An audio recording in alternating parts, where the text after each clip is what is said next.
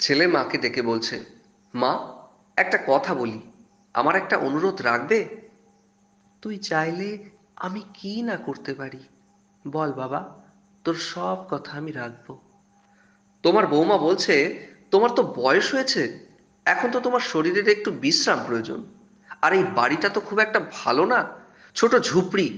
তোমার কাশিটাও বেড়ে গেছে, আর ডায়াবেটিস তো আছেই। হার্টের সমস্যা, হাড়ের সমস্যা, আরো কত কি। হ্যাঁ রে, মনে হয় আর বেশি দিন।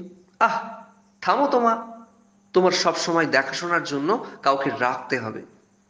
আচ্ছা, তাহলে আমাকে গ্রামের বাড়িতে, না না, ওই বৃদ্ধাশ্রমের স্পেশাল ব্রাঞ্চে ভর্তি করালে কেমন হয়? এটাই বলছিল তোমার বৌমা। ওখানে অনেকে আছে তোমার মতোই, তাদের সাথে গল্প করতে পারবে। আরে বাড়িতে তো কেউ নেই, আমি ব্যবসায় দৌড়চ্ছি, তোমার বৌমা অফিসে, আর মিঠু তো সারাদিন স্কুলে। ওখানে তুমি আরামেই থাকবে মা, এটাই আমার, মানে, আমাদের অনুরোধ ছিল। আচ্ছা, তুই চাইলে তাই হবে। থ্যাঙ্কস মা। আচ্ছা, কাল বিকেলেই কিন্তু তাহলে ওখানে যাচ্ছ? তোমার ব্যাগ গুছিয়ে রাখবে। পরের দিন অস্বস্তিকর জ্যামে আটকে আছে মা ছেলে। নীরবতা ভাঙলেন মা। বাবা, ওখানে আমাকে দেখতে যাবি তো?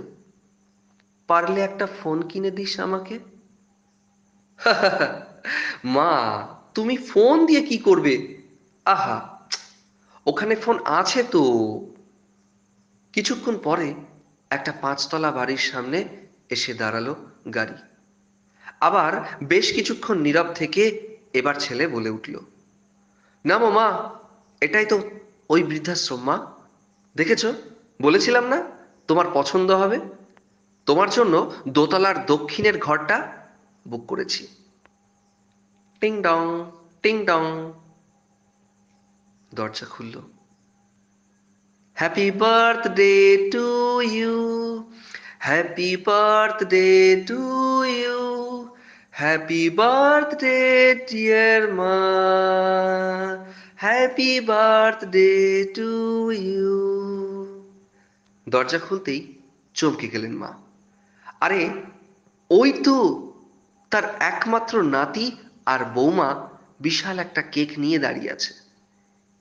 এত বেলুন আগে কখনো দেখেনি।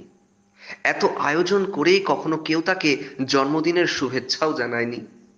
আরে, ওই তো তার দুই মেয়ে আর তাদের নাতি জামাই, সকলে দাঁড়িয়ে। ওদেরও ডেকে এনেছে তার পাগল ছেলেটা। হ্যাপি বার্থডে মা। হ্যাঁ রে, তুই অনেক বড় হয়ে গেছিস। কিন্তু এটা কার ঘর? কেন, বাড়ির ফলকে নাম দেখনি? বাবার নামে রেখেছি। মা, পুরো বাড়িটাই তো আমাদের, এবার তুমি আরামে থাকতে পারবে মা। তুই না, এমন কি কেউ করে? দেখ তো, আমি তো ভয় পেয়ে গেছিলাম। পার্টি শেষে ঘুমাতে যাবে এমন সময় পেছন থেকে মায়ের ডাক। হাতের ব্যাগটা আতিপাতি খুঁজে একটা কৌটো বের করে ছেলের হাতে ধরিয়ে দিলেন। নে, এটার আর দরকার হবে না, এই ইঁদুরের বিষ। চিন্তা করেছিলাম, যদি বৃদ্ধাশ্রমে রেখে আসিস তাহলে সেদিনই খেয়ে নেব। ধুর, কি যে বলো মা, এটাই তো সেসব আমি কাল রাতেই পাল্টে তোমার ক্যালসিয়ামের ওষুধ ভরে রেখেছি। তুমি ঘুমাও। মার আজ আর কিছুই চাওয়ার নেই। আর কিছু না হোক, তার ছেলেকে অন্তত মানুষ করতে পেরেছে সে। যাক, আজকের ঘুমটা সত্যি আরামের হবে। ঘুমের ওষুধ খেতে হবে না।